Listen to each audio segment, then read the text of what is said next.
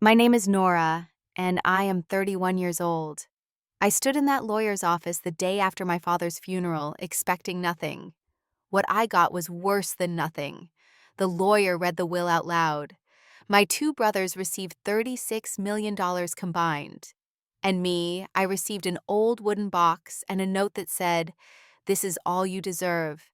You have always been my greatest disappointment." But that box contained something my father never expected. Before we begin this story, let me know in the comments where you are watching from today. If you have ever felt unloved or unseen by your own family, hit that like button and subscribe to this channel. What I am about to share might change how you see your own worth. Now let me take you back to where it all started. I grew up in the wealthy suburbs of Connecticut, in a house that looked like something out of a magazine. The Whitmore estate sat on 12 acres of perfectly manicured land, with a swimming pool tennis court, and enough rooms that I could go days without seeing anyone if I wanted to.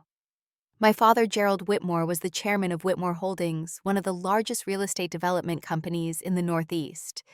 Everyone in town knew his name. Everyone respected him. Everyone thought he was a great man. My mother, Vivian, came from old money. Her father had been a prominent banker, and she brought grace and elegance to everything she touched. She had an MBA from one of the best business schools in the country, though most people never knew that. My father made sure of it. Then there were my brothers. Preston was the oldest, 6 years ahead of me, and Garrett was 3 years older. Both of them worked in my father's company by the time they finished college. Both of them were groomed from childhood to take over the empire. And both of them treated me like I was invisible following my father's lead. From the outside, we looked like the perfect American family. From the inside, I knew something was deeply wrong, even if I could not name it as a child.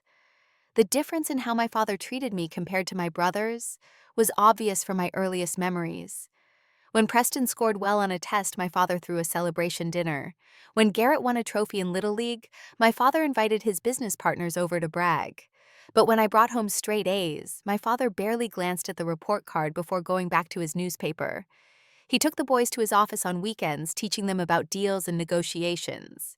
He brought them to dinners with important people, introducing them as the future of Whitmore Holdings. I asked once if I could come along. He looked at me like I had said something ridiculous and told me that those meetings were not for little girls. I remember my 10th birthday more clearly than any other. I'd been looking forward to it for weeks because my father had promised to be there. But that morning, he announced he had a business trip and would not be back for 3 days. He did not apologize. He did not even wish me happy birthday before he left. My mother organized a small party with just the two of us and our housekeeper, Rosa. She tried to make it special, but I could see the sadness in her eyes. That night, she held me close and whispered, "You are the most wonderful thing in my life, Nora. Never forget that."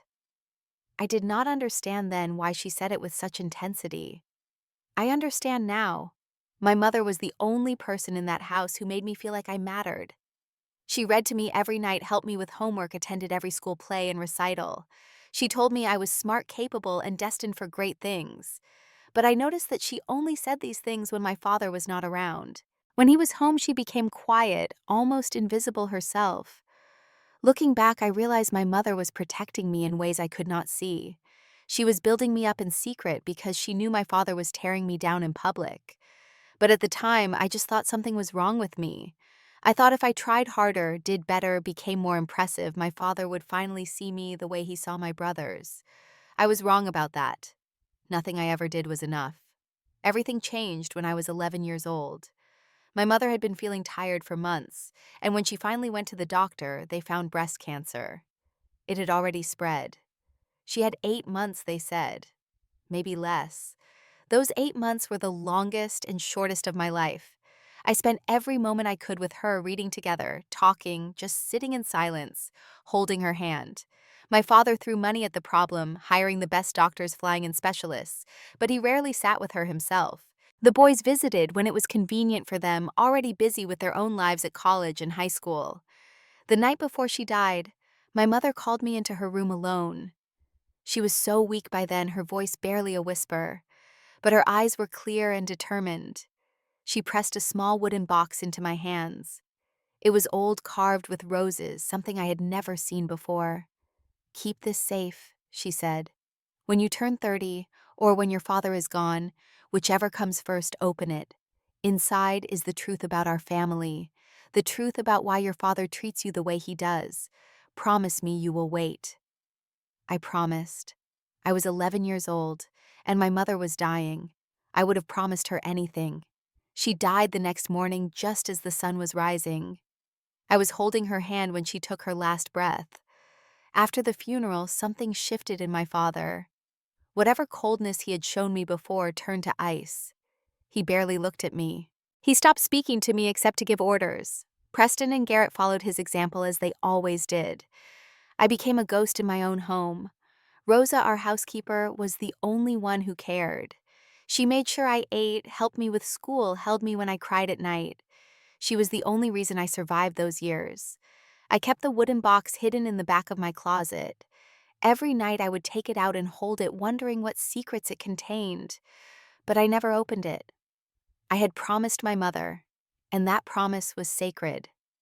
I did not know then that the answers inside that box would one day change everything I believed about my family, my father, and myself. When I graduated from high school, my father summoned me to his study. It was one of the few times he had spoken to me directly in years. "You will attend an Ivy League university," he said. "You will study business. You will prepare to take a role in this company even if it is a minor one. That is what Whitmores do." I had spent my entire childhood trying to earn his approval. But somewhere in those lonely years after my mother died, something had changed inside me. I no longer wanted to be what he wanted me to be. I wanted to be what my mother believed I could be. "I want to be a teacher," I said. "I am going to study education." The look on his face was something I will never forget. Disgust, disappointment, and underneath it all, something that looked almost like hatred. "A teacher," he said. "You want to waste your life doing a job that pays nothing. You want to embarrass this family by becoming ordinary." "Teaching is not ordinary," I said. "It matters. Children matter." He stood up from his desk and looked at me with cold eyes. "If you choose this path, you will do it alone. I will not pay a single cent for you to become a failure. If you want to live like a common person, you can struggle like one too." I applied to a state university and earned a scholarship. I worked 3 jobs throughout my 4 years there. I waited tables, tutored other students, and worked retail during holiday breaks. I barely slept. I barely had time for anything except work and studying. But I graduated with honors. I became a teacher. And my father did not come to my graduation ceremony. Neither did my brothers. I moved to Hartford after graduation and got a job teaching elementary school. My starting salary was $42,000 a year, a fraction of what my brothers made in a month. I rented a tiny one-bedroom apartment, learned to cook cheap meals, and discovered that I was happier than I had ever been in that enormous empty mansion. I loved my students. I loved watching their faces light up when they finally understood something difficult. I loved being someone who made a difference in their lives, even if the difference was small. I thought of my mother often and hoped she would have been proud. I made friends too. Real friends, not the society connections my father valued. My closest friend was Simone, another teacher at my school. She taught art and had the kind of warm, generous spirit that made everyone feel welcome. She became like a sister to me, the family I chose instead of the family I was born into. Through all of this, I kept my mother's wooden box. I never opened it. I was waiting for my 30th birthday just as she had asked. In the 10 years after I left home, I went back to the Whitmore estate only a handful of times. Thanksgiving, Christmas, occasions when absence would have been too conspicuous. Each visit was worse than the last. My father never missed an opportunity to remind me of my failures. "Still teaching," he would say. "I suppose someone has to do the jobs that do not require ambition." Or, "Your brothers just closed a deal worth $50 million. What have you accomplished this month?" Teaching children their ABCs. Preston and Garrett got married during those years. Beautiful weddings, hundreds of guest coverage in the society pages. I found out about both weddings from the newspaper. I was not invited to either one. When I was 28, I was in a car accident. A drunk driver ran a red light and hit my car on the driver's side. I had a broken arm, 3 cracked ribs, and internal bleeding. I was in the hospital for 2 weeks and could not work for another month after that. During that entire time, no one from my family called. No one visited. No one sent a card. Rosa came. She was retired by then, living on her pension in a small apartment. But she came to the hospital every day. She brought me food because she knew hospital meals were terrible. She sat with me and told me stories about my mother. She was 70 years old and took 3 buses to get there, but she came. When she saw that I was recovering, she took my hand and said, "Miss Nora, I have always known you deserve so much better than how they treat you. Your mother knew it too. She saw something special in you." "Then why?" I asked. "Why does my father hate me so much?" Rosa's face changed. She looked like she wanted to say something but could not. Finally, she said, "Someday you will understand. Your mother made sure of that." After I left the hospital, I made a decision. I would stop trying to have a relationship with people who clearly did not want one with me. I stopped going to holiday gatherings. I stopped calling. I stopped hoping that my father or brothers would suddenly see me differently. For 3 years before my father died, I had no contact with my family at all. And honestly, those were some of the most peaceful years of my life. Then I got the phone call that changed everything. It was a Thursday afternoon when my phone rang. I was at school grading papers during my lunch break. The number was unfamiliar, but something told me to answer. "Miss Whitmore, this is Franklin Hayes, your family's attorney. I regret to inform you that your father passed away early this morning. It was a heart attack. Very sudden." I sat in my empty classroom phone pressed to my ear and felt nothing. That was what surprised me most. I had expected to feel something, maybe sadness, maybe relief, maybe anger. But there was just emptiness. "The funeral will be Saturday," the lawyer continued, "and the reading of the will is scheduled for the day after. Your presence is requested at both." After I hung up, I sat there for a long time. I thought about my father, about the man who had given me life, but never love. I thought about my mother who had been gone for 20 years. I thought about the wooden box that was still sitting in my closet waiting. I almost did not go. What was the point? I knew I would not be in the will. I knew my brothers would not want me there. I knew I would spend the entire weekend being reminded of how little I mattered. But then I remembered my mother's words. "When your father is gone, open it." His death was the signal she had told me to wait for. That night I went to my closet and pulled out the box. It was exactly as I remembered it, carved roses, dark wood worn smooth from years of handling. For the first time since I was 11 years old, I was allowed to open it. But I did not. Not yet. I wanted to face my father's funeral first. I wanted to see my brothers one last time as the person they thought I was. Then I would discover who I truly was. I called Simone and told her what happened. "I am going to the funeral," I said. "I need to see this through." She squeezed my hand. "Do you want me to come with you?" "Not yet," I said, "but I might need you after." I had no idea how right I would be about that. The funeral was everything I expected, and nothing I wanted. It was held at the largest church in our county with hundreds of people in attendance. Business partners, politicians, society figures, reporters. Everyone wanted to pay their respects to the great Gerald Whitmore.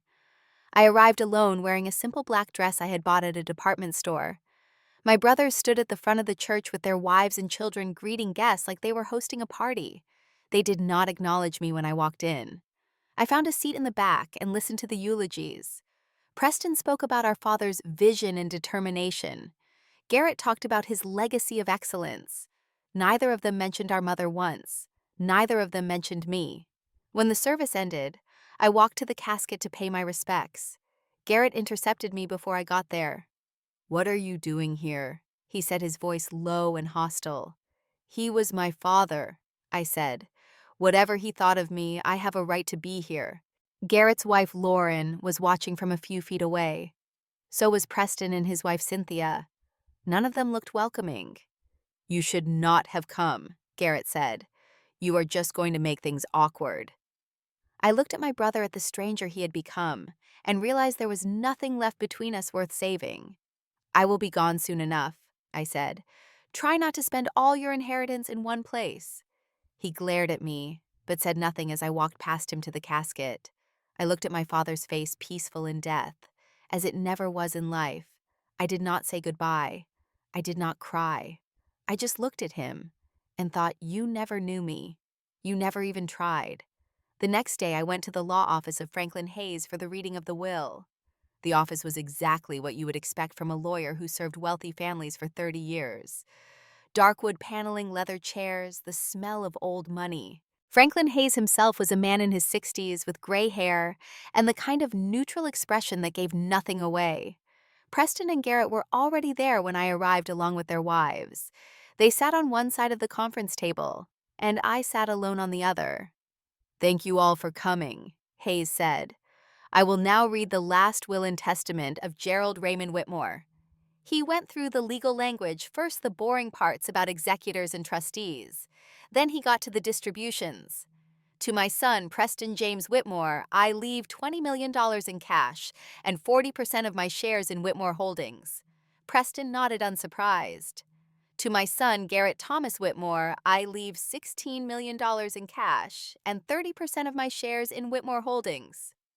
Garrett smiled slightly. The remaining 30% of company shares will be distributed among the board of directors according to the schedule outlined in Appendix B. I sat there waiting for my name, knowing it would come with nothing good. To my daughter, Nora Elizabeth Whitmore. Hayes read, I leave one item, the wooden box that belonged to her mother, which she has kept in her possession since childhood. Along with this item, I leave the following message. Hayes looked at me with something like sympathy before continuing. This is all you deserve. You have always been my greatest disappointment. You were never truly part of this family, and you are not entitled to share in what I built. This is my final word on the matter. The silence in the room was deafening. Preston and Garrett exchanged glances, smug satisfaction on their faces. Their wives looked uncomfortable, but not uncomfortable enough to say anything. I stood up slowly. My hands were shaking, but not from sadness, not from hurt, from something else entirely, something that felt like the beginning of a fire. I do not need his money, I said, looking directly at my brothers. I never did, but I am going to find out the truth about all of this. I walked out of that office with my head held high, carrying nothing but the knowledge that everything was about to change. That night alone in my apartment, I finally opened the box. Inside were 3 things: a letter many pages long written in my mother's elegant handwriting, a USB drive, and a key, small and silver with numbers engraved on it. I unfolded the letter with trembling hands and began to read. The first words made my heart stop. My dearest Nora, if you are reading this, it means your father is gone. It is time for you to know the truth about our family and about why he hated you all your life. I am sorry I could not tell you sooner. I hope you will understand. I kept reading, and with every paragraph, everything I thought I knew about my life came crashing down. My mother's letter began with a story I had never heard. When I married your father 38 years ago, she wrote, I was the one with money. My father, your grandfather, had left me an inheritance of $1,800,000. In today's money, that would be over $5 million. Gerald had nothing but ambition and charm. I had always been told that my father built his empire from nothing through hard work and genius. That was the story he told at every dinner party, every interview, every board meeting. The self-made man. It was a lie.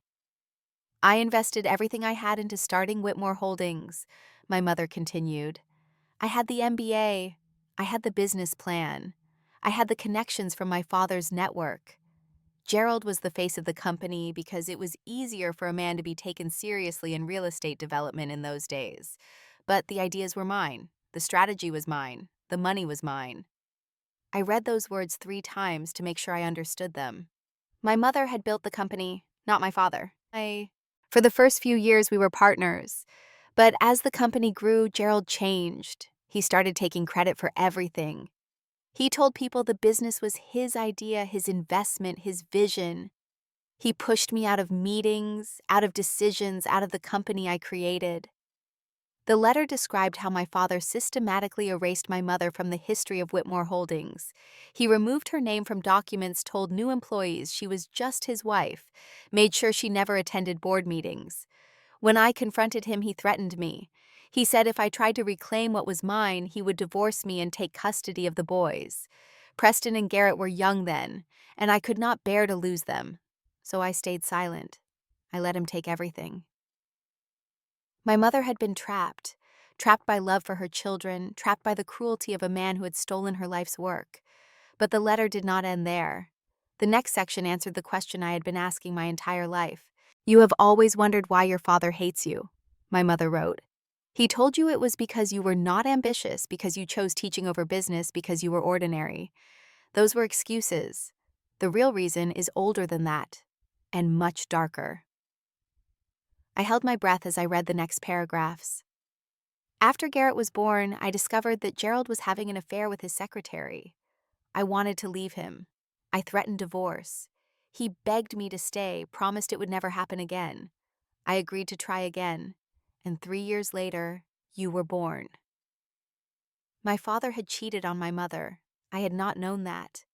But Gerald could never fully forgive himself for his betrayal, so he found someone else to blame. You.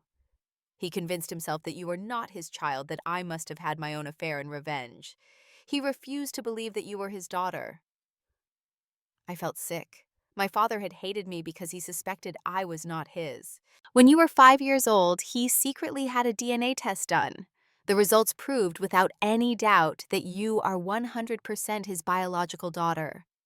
I found the paperwork by accident and thought this would finally end his hostility toward you. But it did not end.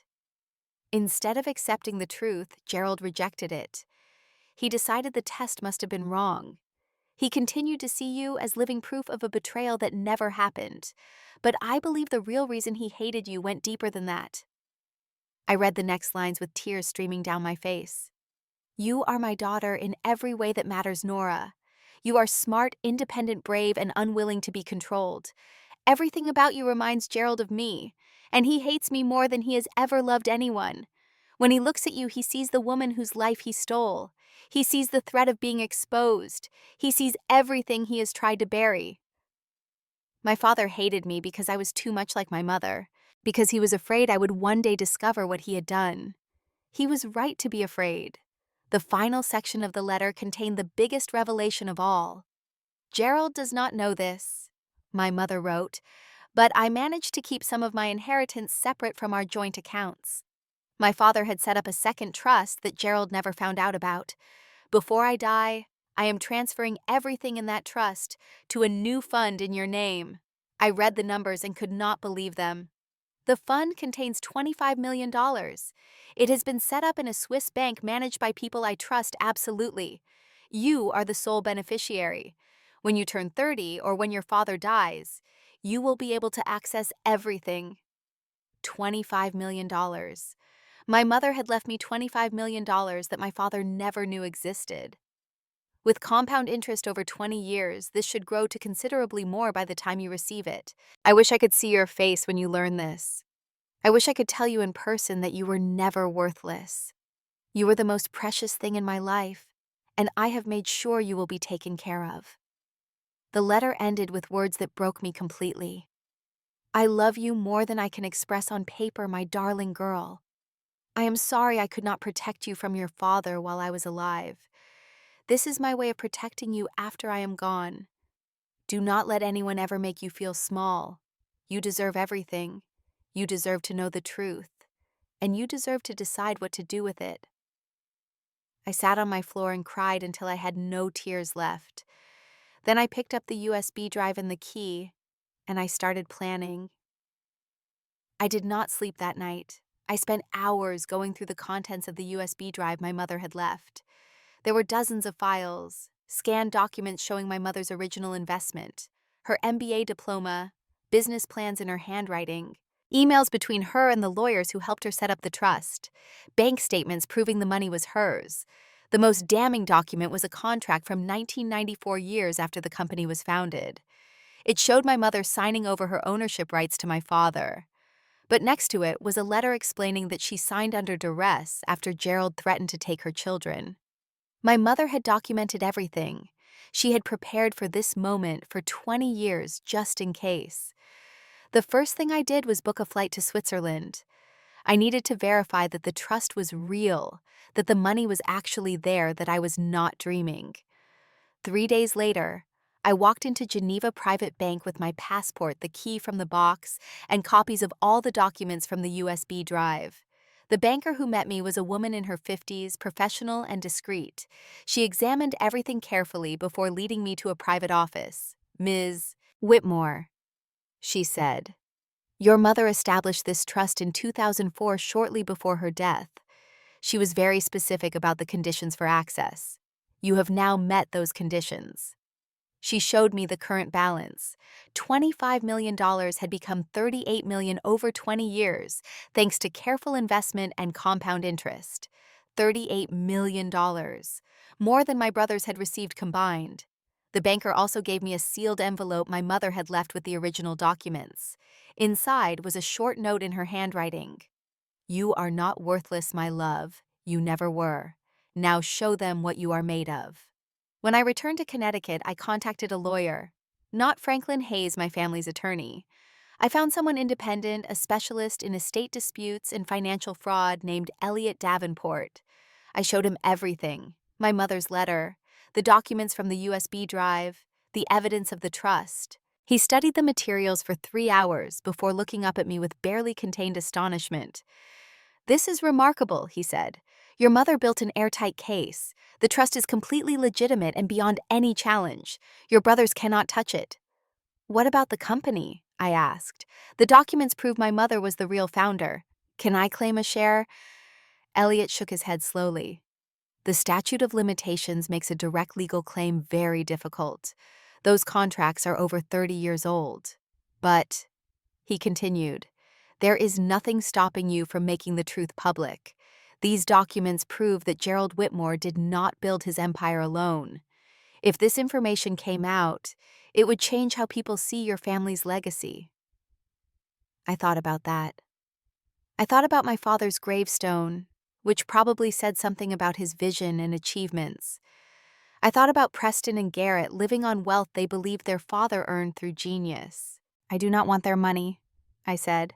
"I have my own now, but I want them to know the truth.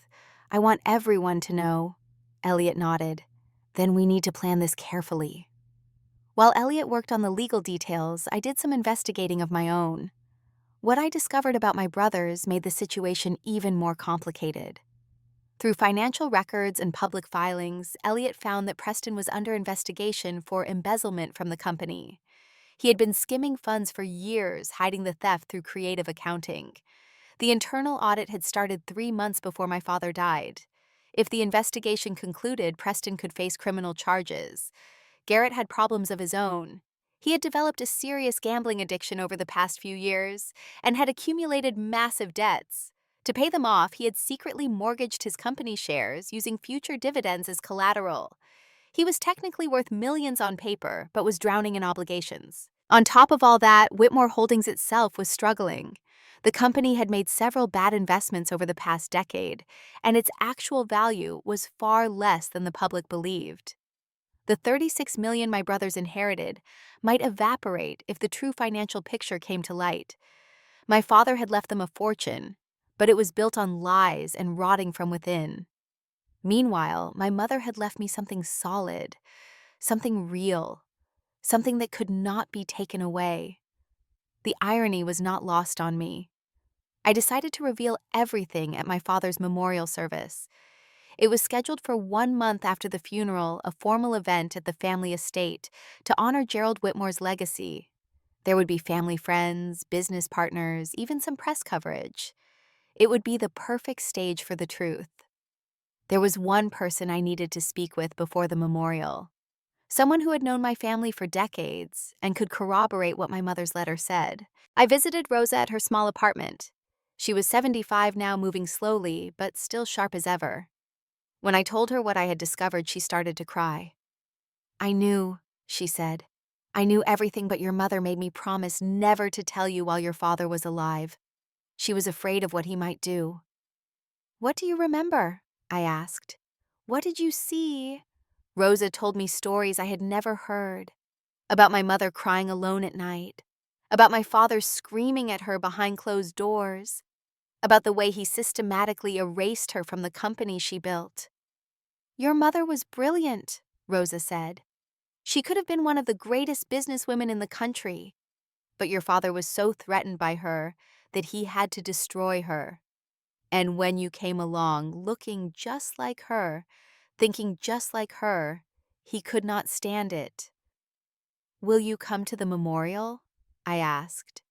Will you tell people what you know? Rosa took my hands in her wrinkled ones.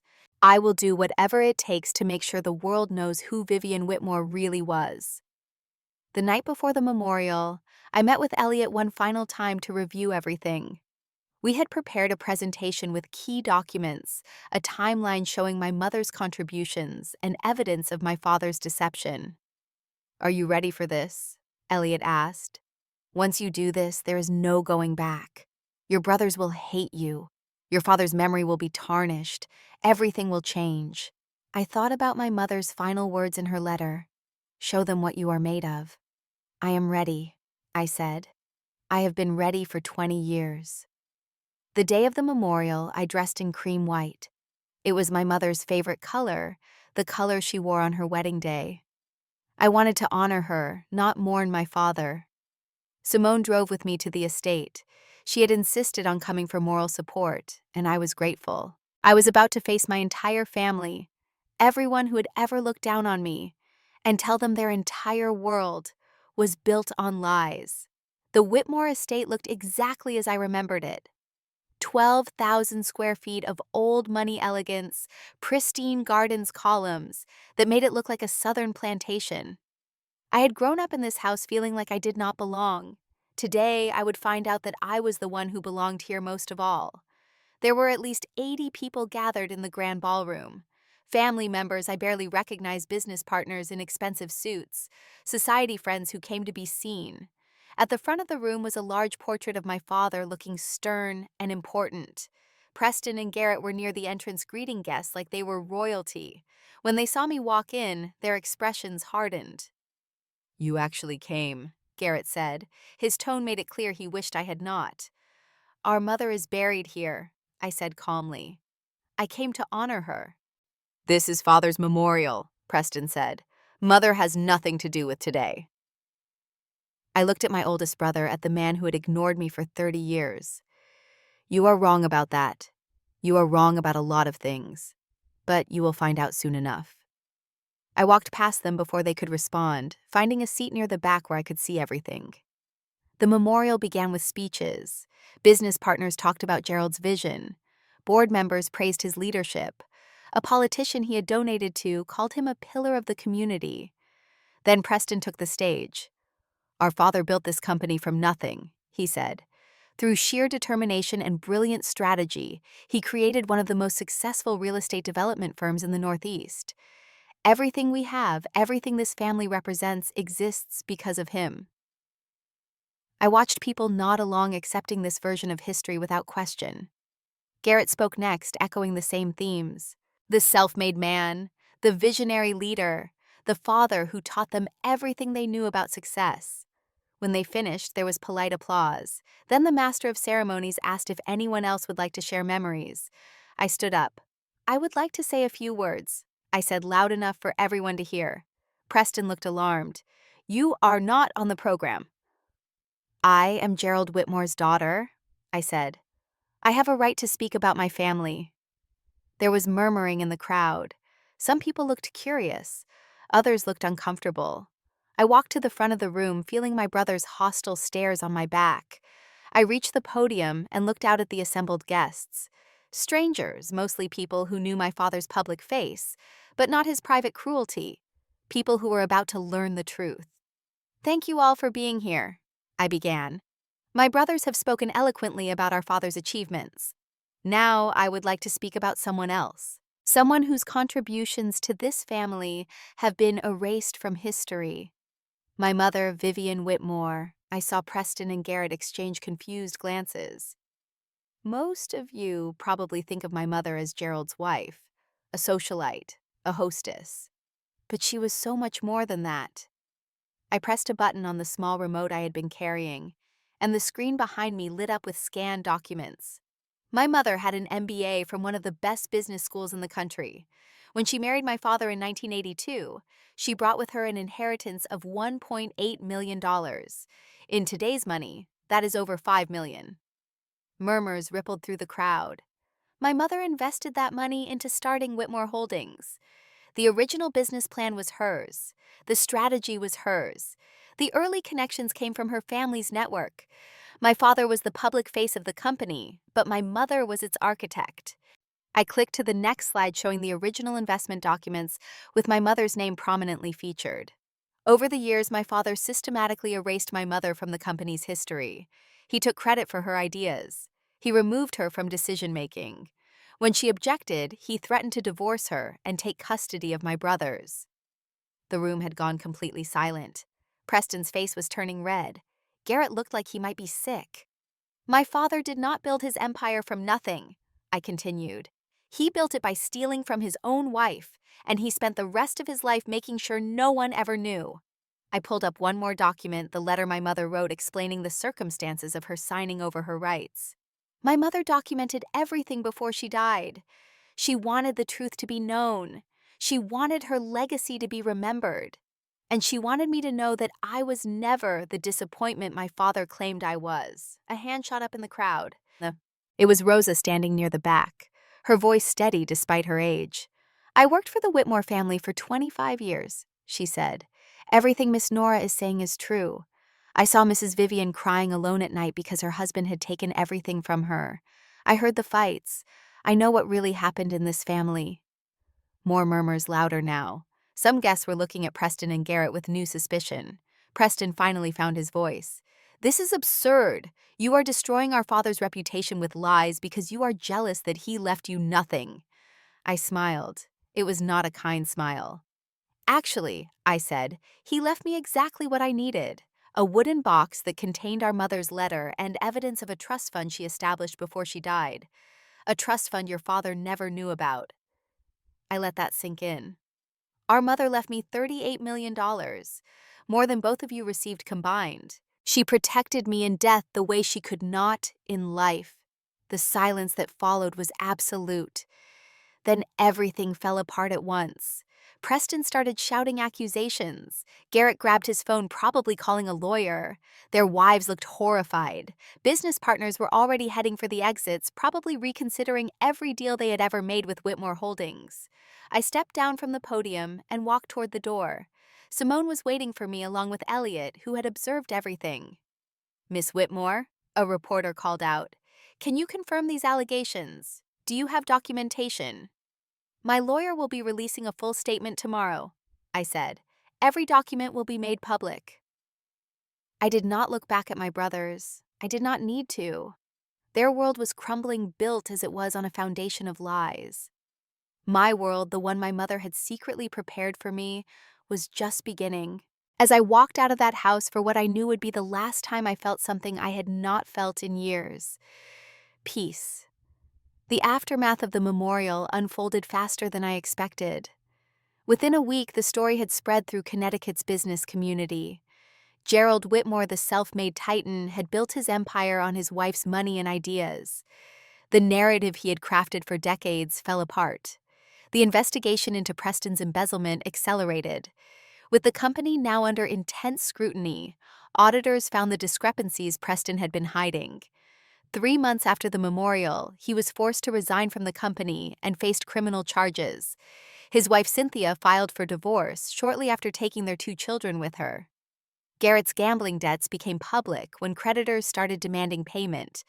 Unable to cover his obligations, he had to sell his shares in the company at a steep loss. The $36 million my father had left him evaporated within 6 months. Whitmore Holdings itself struggled to survive the scandal.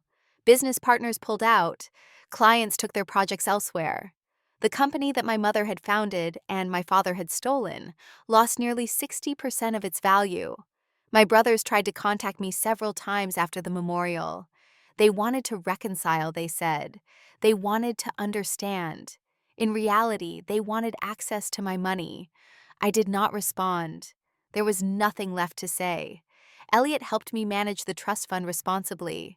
I did not need $38 million to live. My teaching salary covered my needs, but I could use that money to do good in the world. I established the Vivian Whitmore Education Fund, a scholarship program for students from low-income families who wanted to become teachers. The first round of scholarships went to 20 students.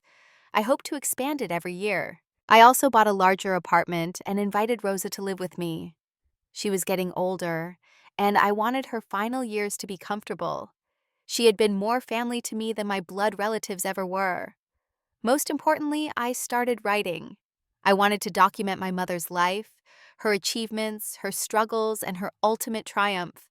It would be part memoir, part biography, a record of the woman who had been erased from history. A publisher expressed interest. They said stories about women overcoming adversity resonated with readers. I thought my mother would have appreciated that finally getting the recognition she deserved. 6 months after the memorial, I visited my mother's grave for the first time since my father's funeral. I brought white roses, her favorite, and sat on the grass beside her headstone. "I did it, Mom," I said. "Everyone knows the truth now. They know what you built. They know what he took from you. They know you were never just his wife." The wind rustled through the trees, and I could almost imagine it was her response. "I understand now why you could not tell me while you were alive. You were protecting me even then. You were always protecting me." I told her about the scholarship fund, about the book I was writing, about the life I was building. I told her I was happy, maybe for the first time in my adult life. Before I left, I walked over to my father's grave. It was nearby a large marble monument with his name and dates and some words about his legacy. I stood there for a long time trying to feel something. Anger, sadness, triumph, something. What I felt was pity. My father had spent his entire life taking from others, building a fortune on deception, pushing away anyone who might expose him.